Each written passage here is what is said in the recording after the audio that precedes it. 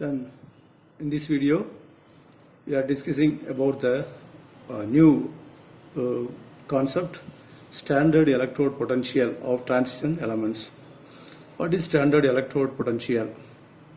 When the reaction carried out between the two half cells, here there are two cells. One is hydrogen electrode, hydrogen half cell, another one zinc half cell. The half cell consists of the electrolyte and the electrode. The hydrogen half cell consists of HCl, hydrochloric acid, 1 molar solution is here, electrolyte, and platinum is the electrode. And zinc half cells consists of zinc nitrate solution and zinc electrode.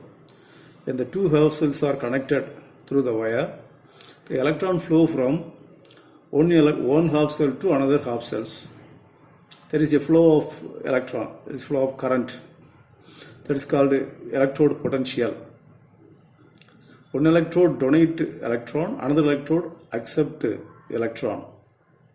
The substance which is oxidized, that is the substance which gives electron, that is called anode. The substance which gives electron, that is anode. It undergo oxidation.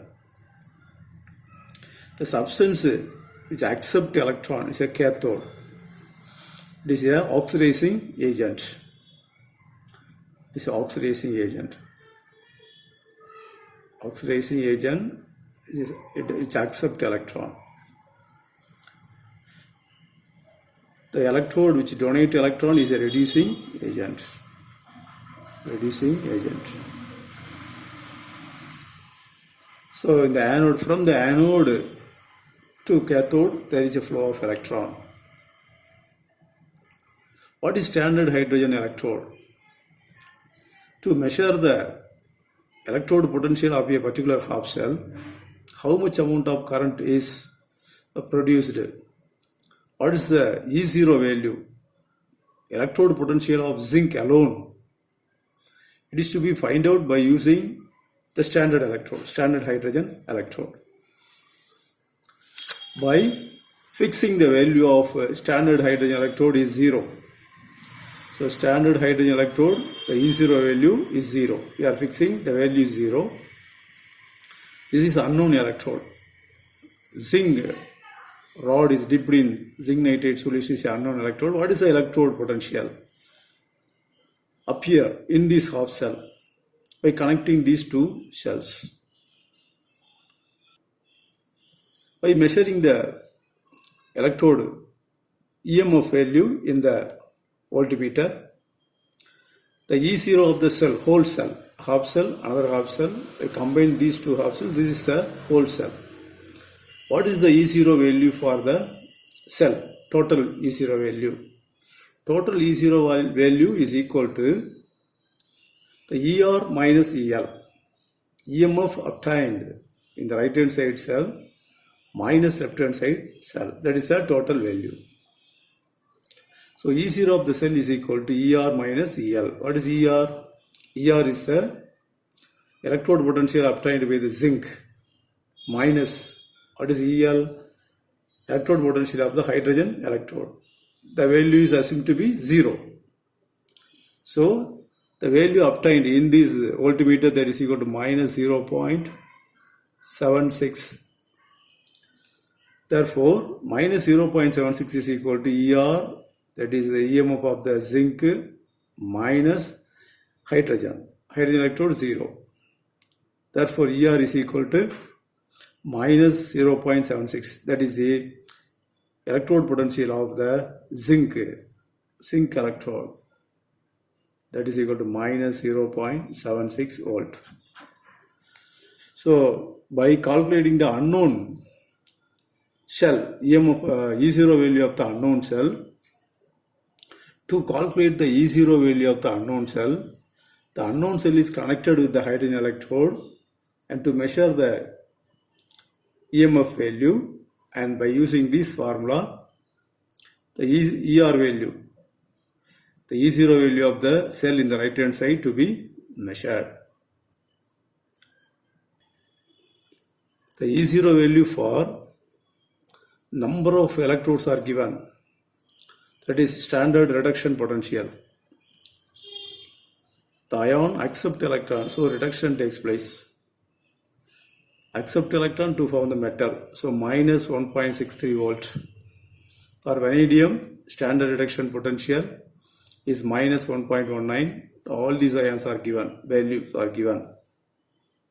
These values are standard reduction potential. Why it is called reduction potential?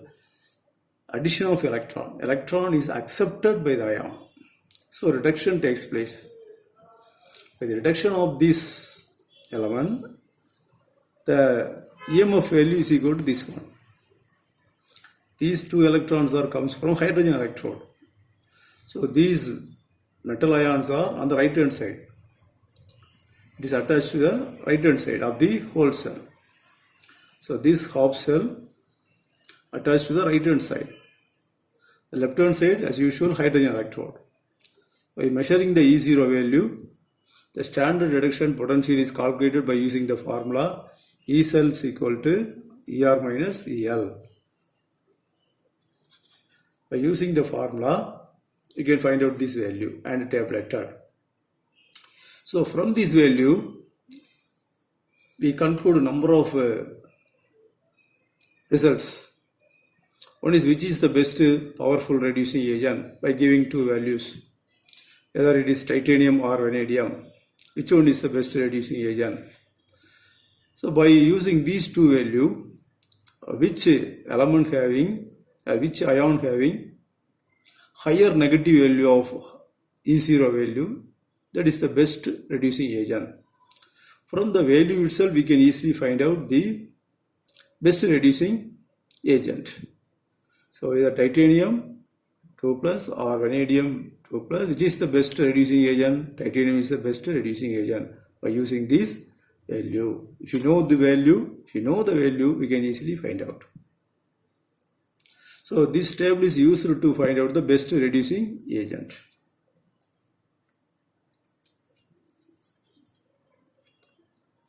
Then as we move from titanium to zinc, titanium, vanadium, chromium, manganese, iron, cobalt, nickel, titanium to zinc. Here, the copper only have the positive value.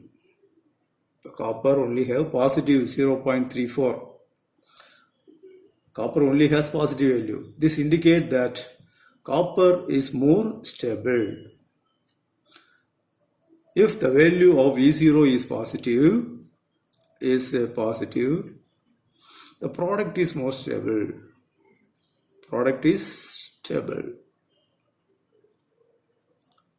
If the E0 value is negative, the reactant is stable. Reactant is stable. Therefore, copper is more stable than Cu2 plus. Then E0 value of M2 plus M value for M, manganese and zinc. For manganese, M2 plus value, and for zinc, Zn2 plus. When you compare these two values, these two values are deviate from other values, because it gradually decreases and sudden increase in the value, and then gradually decreases and then sudden increase in the value. There is here more negative value, here more negative value. So this deviation, more negative value here also more, this is more negative value and compare these three. Here also more negative value and compare these three.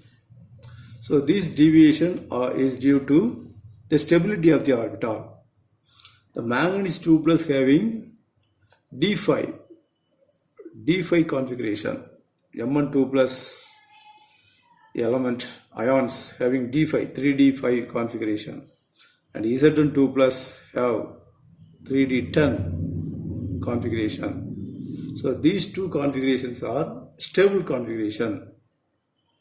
Therefore, the value, minus value increases. There is a deviation in the value because of the extra stability of the orbital.